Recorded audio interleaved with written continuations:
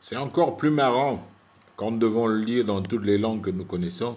Burundi Rugby League, Burundi Rugby League Coopérative. Ben, comme je viens de le dire, nous faisons ce petit vidéo pour pouvoir expliquer ce que nous sommes en train de faire. Bien sûr, nous mélangeons les langues, nous travaillons avec les Nations Unies. Bon, le sommet des solutions des Nations Unies 2019 nous demande de nous présenter un peu et de faire des engagements sur certains, comment on appelle, des goals. Nous avons choisi d'être dans le goal 1, 2, 3, 8, 9, 10, 12 et 16. Pourquoi? Pour la simple raison que ces objectifs-là, l'objectif 1, 2, 3, 8, 9, 10, 12 et 16, englobe un peu le tout de tout ce que nous faisons. Il est vrai, nous tapons dans le ballon, mais quand on tape dans le ballon, il faut taper dans le ballon, sachant comment la vie se comporte et comment la vie va nous tenir et nous soutenir et nous écraser et tout ce que nous pouvons trouver sur cette terre. En effet, nous allons travailler sur la mobilité des récoltes. Sachez que quand un fermier vient de récolter, le prix qu'il va proposer dépend de combien il va investir. Il va faire des entrées, et les entrées, ils doivent le faire pour faire des bénéfices. Et de ces bénéfices, il doit faire vivre sa famille. Aujourd'hui, à l'heure actuelle, c'est tellement cher que des fois, certains fermiers préfèrent perdre leur récolte dans les champs et prendre juste ce qu'il peut prendre à la maison pour se nourrir. Et oublier carrément, complètement des récoltes. Nous le voyons dans les rizières de la plaine de la Rusizi, pour ne pas différencier ceux qui se trouvent au Burundi et ceux qui se trouvent au Congo.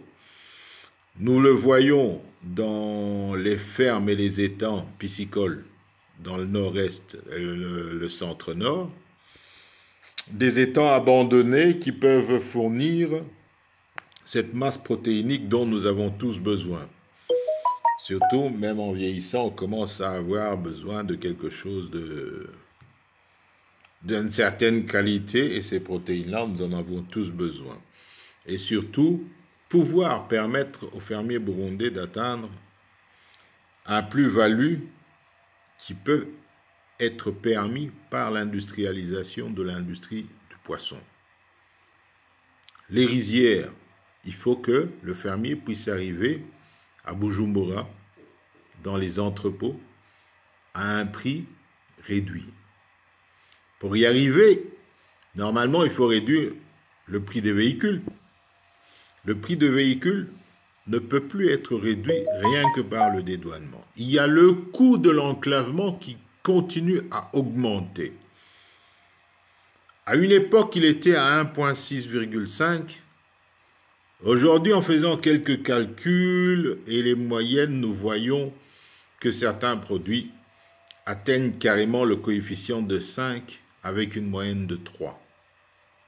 Vous comprenez que avec ce coût de l'enclavement, il est quasi impossible de réduire le coût des véhicules importés, que ce soit d'occasion, que ce soit neuf, tout devient cher. Et la seule solution maintenant, c'est de produire ces véhicules localement. Et les véhicules dont le fermier a besoin, c'est un véhicule de 750 kg à 1 tonne, quitte à en avoir 2, 3 pour pouvoir faire son marché comme il faut. Voilà pourquoi nous proposons ce projet, pour que nous puissions peut-être avoir une chance de pouvoir gagner quelques subventions. Et le titre de notre projet, si vous le rencontrez, une solution pour la mobilité de nos récoltes dans la plaine de la Rusizi. Mais vous comprenez aussi que j'ai parlé du nord-est et du centre-nord. Tout simplement parce que nous avons plusieurs projets en gestation, étudiés, mais sans les fonds. Voilà, c'est Jean de Christ Roussiga en train de parler du bien-être des membres de Burundi Rugby League, Rugby à 13, au sein de la coopérative Burundi Rugby League, qui est aujourd'hui reconnue et dotée d'un statut spécial de l'ONU auprès de la Commission économique et sociale. Voilà un peu pourquoi nous sommes obligés de faire tous ces travaux et carrément devenir très publics. Merci beaucoup et je vous souhaite une bonne journée. Jean de Christ Roussiga, président de Burundi Rugby League Coopérative.